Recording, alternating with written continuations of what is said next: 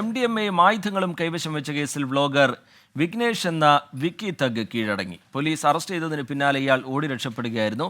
നിഖിൽ പ്രമേഷ് ചേരുന്നുണ്ട് വിവരങ്ങളുമായി പാലക്കാട്ട് നിന്ന്. നിഖിൽ, വിശദാംശങ്ങൾ എന്താണ്?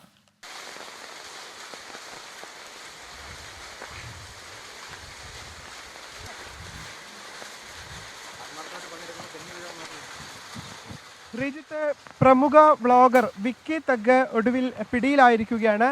വിക്കി തഗിന് നമുക്കറിയാം, ലക്ഷങ്ങൾ ഫോളോവേഴ്സ് ഉള്ള ഒരു വ്ളോഗറാണ് വിക്കി തഗ്. നേരത്തെ തന്നെ ഇയാൾ ഒരു MDMA കേസിൽ അതോടൊപ്പം തന്നെ തോക്ക്, കത്തി എന്നിവ കൈവശം വെച്ചതിന് ഇയാളെ പോലീസ് പിടികൂടിയിരുന്നു. കൊല്ലം സ്വദേശിയാണ് വിഘ്നേഷ് എന്ന വിക്കി തഗ്.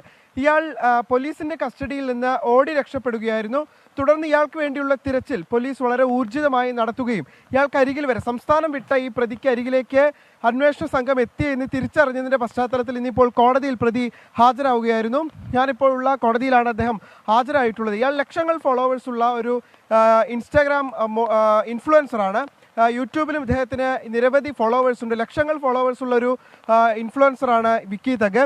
വിക്കി തഗ് മാസങ്ങളോളം അയാൾക്ക് വേണ്ടിയുള്ള സജീവ അന്വേഷണത്തിലായിരുന്നു പോലീസ്. പാലക്കാട് കസബ പോലീസാണ് ഇപ്പോൾ ഇയാളെ പിടികൂടിയിട്ടുള്ളത്.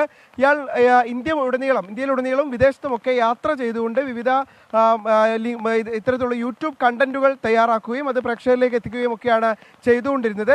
ഇതിനിടയിലാണ് ഇത്തരത്തിലുള്ള മയക്കുമരുന്ന് ഉപയോഗം, അതായത് പ്രത്യേകിച്ച് MDMA വിപണനവുമായി ബന്ധപ്പെട്ട പരാതികൾ ഇയാൾക്കെതിരെ ഉയരുകയും ഇത് ഈ MDMA അതോടൊപ്പം തന്നെ കത്തിയും അതോടൊപ്പം തന്നെ വ്ലോഗർ വിക്കി തഗ് കീഴടങ്ങി. നിഖിൽ പ്രമേഷ് അതിന്റെ വിവരങ്ങൾ പങ്കുവെക്കുകയായിരുന്നു.